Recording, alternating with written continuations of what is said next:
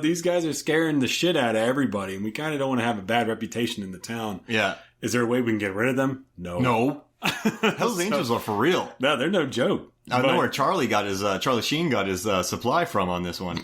Exactly. And they then said that they were going to be the extras, so that they were the extras and the security, and then they were like, we want to have lines, so they had to give them lines as well. So they just extorted people on the set. So there was a lot of the guys, Jack Palance's guys, those were all, not all of them, but I mean the majority of them were Hell's Angels. Wow. That reminds me of the Monty Python sketch where the two like mafia guys go into the Air Force base and they're trying to get money from them for security. And they're like, we're an army base. Why are you trying to, like, what protection are you offering us? You gotta pay us.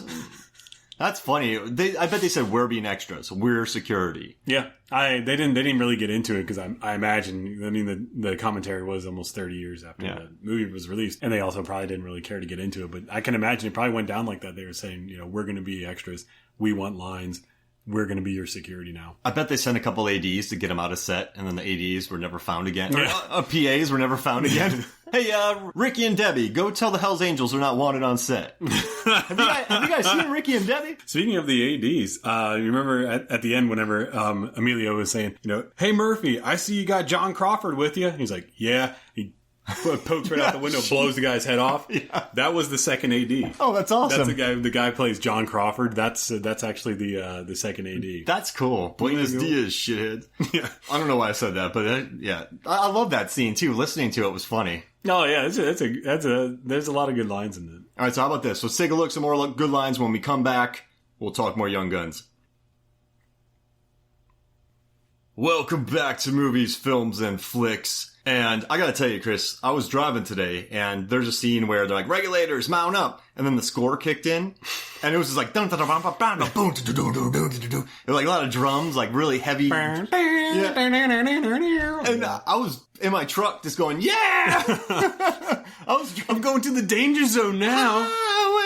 Like, oh man, they should have played that. Also, these guys love standing in straight lines. So the beginning of the movie, it's all six of them in a straight line shooting at the camera. That was the first thing they shot. They said really? That they, on the commentary, said that they had the release date for the movie before they shot the movie. So they shot the trailer to get the interest for people. So that they shot that. That was the trailer, was them all shooting at the camera. So they thought that wasn't actually going to be in the movie. And when they went to the premiere, Lou Diamond Phillips was saying that they were kind of confused because they weren't expecting that to be in the movie. That's funny. Because, it doesn't really fit. No, it doesn't fit at all. It doesn't fit at all. You feel like you're watching, maybe, it could be, a joke movie. That's what I thought when I first saw it. I was like, this doesn't fit the movie at all. No, not at all. That's a good tidbit. And then they stand in a straight line later in the movie, too. And you're like, man, these guys love straight lines.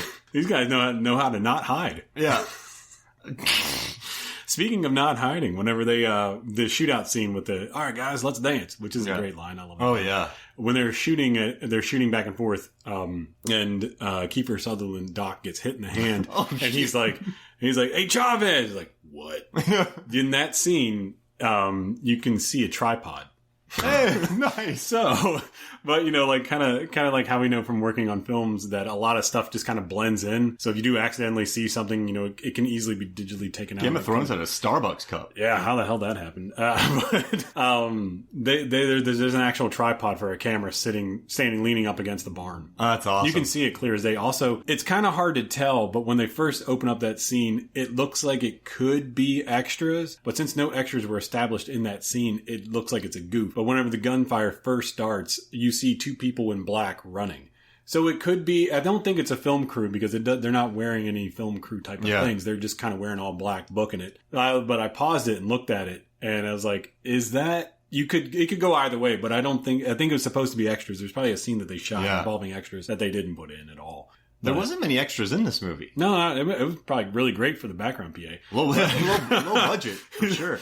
There was a minimal at best. I think the most that they would have had was the scene where they're tripping on peyote when they go through with those guys. And then at the end, that was about it. Oh, no, the scene wherever they're going, yay, party! Shooting guns in the air. But and a lot of those guys probably were stunt guys.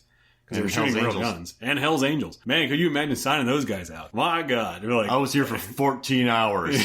Sir, you wrapped after 3. Yep. I heard 14. Yes. Yep. You 14 too? 15. And then the guy's like, wait, yeah, me too. This breakdown's going to be all over the place. I'm like, guys, can we just establish one time, 14, 15 hours? It's going to be 16. hell. Accounting is going to kill me. 18.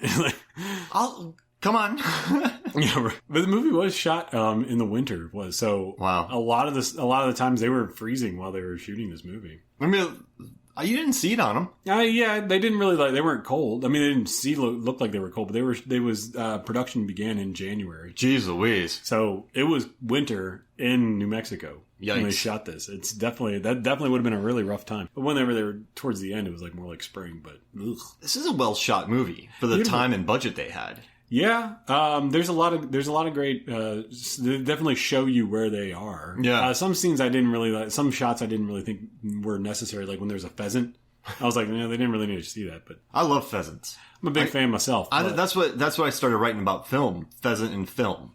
Yeah, orderly. I remember that article. It was like, why weren't there any pheasants in Dumb and Dumber? Yeah, I don't get it. You drive across country, you're gonna see a pheasant. Yeah, right. They made a trip across country. It's like, why don't you see any armadillos that are alive on the road? You're right. I'm just saying. Maybe they are alive, but they're just playing possum. Well. All right, so tell me about the score, man. So I was interested in the score because, and like anybody who watches this movie, they wonder, why is there electric guitar? Why does it sound like generic 80s rock and roll, where it doesn't match the film at all? No.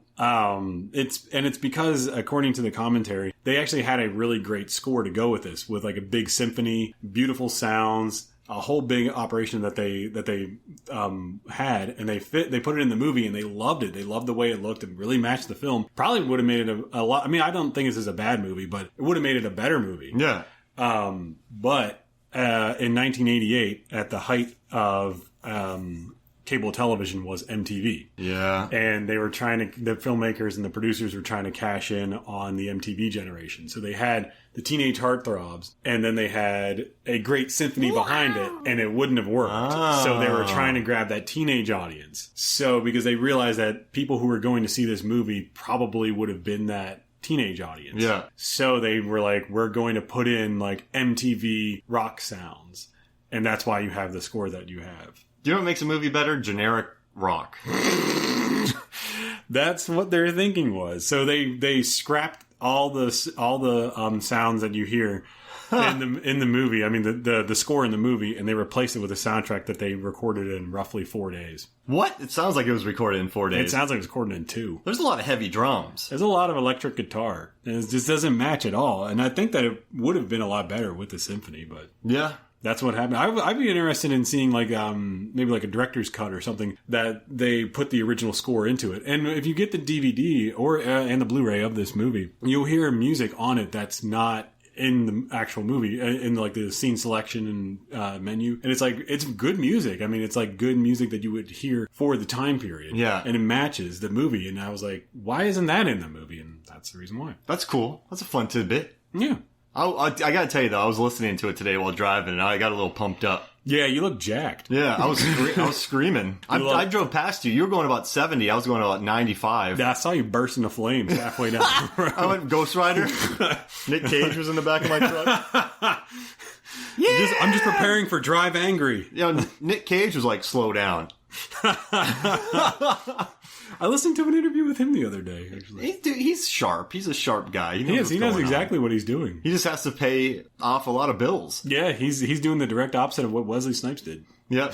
It's true. Like Billy Zane said that too. He's like, I had some problems, so I just took every movie I could take to pay. Oh, he's like, I got divorced and I had to pay money, so I just took every role I could. He's like, I was a young guy just taking every role to pay this stuff off. That makes a lot of sense. And so Nick Cage shows up on a movie for 8 days. He gets probably, what, 2-3 mil? Something like that. Yeah. He takes about a third of the budget of every movie he does. Exactly. And he does like $6 million films. And then he sends it away to whoever he owes. Vinny, the Hells Angels. He does, I think it's like on average 7 movies a year. Yeah. I mean, it's insane. But I mean, how can you really fault him for that? How in debt is he? I don't know, but I know some of his smaller purchases was a Tyrannosaurus Rex skull. Yeah. That's a small purchase. I know Russell Crowe bought bought one from Leo DiCaprio. He was drunk and he bought it from $25,000 off of Leo. That's nuts. Yeah. I just couldn't, like, what would you be like, hey guys, look at my dinosaur skull. Like, I'd say that. Yeah. If I had enough money, well, If you had that kind of money, I would be like, hey, Hoffmeyer, how come you don't have that porch in the backyard? yeah, that's right. Like, Why is that not in a museum, Mark? Why do you need a T-Rex skull in your house? I've had it up to here with your skulls, man. Literally up to here because it's so huge. I can't walk. How are we recording this podcast? I'm sick and tired of sticking my head out of the eye sockets. Mark, you have a pile of human skulls in the corner. What? Those are from the medieval ages. I bought them from India. Yeah. They're cheaper. This place is starting to resemble Temple of Doom. Thought I had walked into Texas Chainsaw Massacre. That scene from The Descent with all the skulls. I'd recreate that in my house. That's how I wake up. Bloodbath. Yelling. So what'd you think about Billy's first kill in this movie? He just walks into a bathroom with a guy and just shoots him? Right. Oh, yeah. It's like, do you think he's taking a piss? And then, bam. He wasn't going to pull that warrant. And then he jumps out the window and lands in a bunch of crap and he goes, oh, shit. Yeah. I love obvious jokes like that. There's a preacher in Hot Fuzz that gets shot and he goes, Jesus Christ. One minute in Dead Alive. I kick ass for the Lord. Yeah, you expect that from a kung fu priest. And then there's and shoot him up when Clive Owen looks in a dirty diaper and he goes, shit. I love obvious jokes. All right, so anything else you want to cover on this movie before we move on? I would say about I like the taglines that they used for this movie, which was don't count the odds, count the bodies. Oh, brother. That's a pretty good. That's a pretty good one. Don't count the odds, count the bodies. I feel like that probably was the original choice for Predator. Yeah, that's a good one. And 6 Reasons Why the West Was Wild. Hey. Yeah, right. It's something I think that's kind of interesting. It was like the different scores online of this movie is that it's a 6.9 on IMDb, 50 meta. That's good. And 47% on Rotten Tomatoes, but 76 with the audience. Yeah, it's kind of all over the place, depending on who you're talking to about this film. I'd say 6.9 is probably about right on IMDb. Yeah, I mean it's above average. I wouldn't say this is, like I said, I don't think this is a great film, but it's definitely an enjoyable film. I mean, what average on IMDb 6.1? Probably around that. Yeah, so 6.9. Yeah, I'll take it. Average. I'd say that's about right. I'd give it that. Yeah, I mean the violence in this movie is like it's redonkulous because you don't really expect it. Yeah, you know, it's just kind of like, okay, we're gonna see like somebody get shot. You may see some dust flying, a little bit of blood, but like blammo. You're like, whoa, hamburger everywhere. I was not expecting that. Yeah, it gets bloody. It gets very violent. Yeah, and then also, why did Charlie get married? How long were they in that village for Charlie to get married? Not like Sheen. 30 minutes, maybe. Yeah.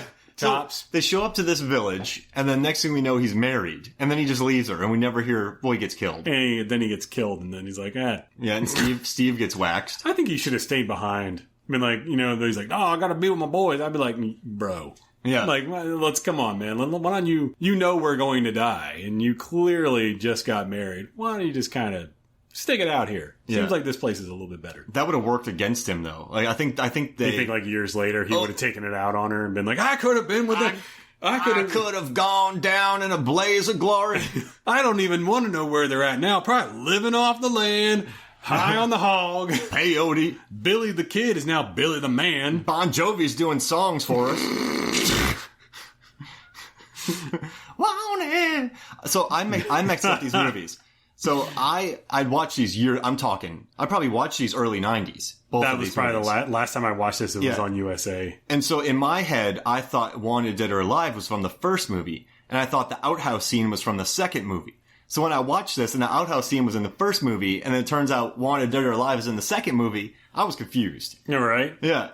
Yeah, I mean, I thought Christian Slater was in the first movie. I thought Christian Slater was in this too. Yeah. I think it's because he was in everything. Yeah, and then he went on to the second Young Guns 2, which made a lot of money. He was in I haven't seen Young Guns 2 probably in well over 20 years. Yeah, CSI guy. Remember the original CSI guy? William Atherton, maybe? Is that the guy with the really tall with the white hair and the black eyebrows? Yeah. No. That's Ted Danson. Ted Danson was in that show. No, not that, not him. William Atherton, I think, is his name. Is that him? Yeah, I think he's in like every CSI ever. Yeah, then he was also in Manhunter. All right, I think it's the same guy we're thinking of. Yeah, he was in the second one, and so was Emilio. But anything else you want to cover before we jump into your recommendations? Something kind of cool. I just wanted to add was that I wrapped out a couple years ago. I wrapped out on a movie called Confirmation, and I guy helped wardrobe wrap out all their stuff. And if anyone has ever wrapped out wardrobe on a production knows, it's like a 1 to 2 week, sometimes even longer operation depending on the size of it. But it was a small show, so it was a little over a week. And the guy who did the wardrobe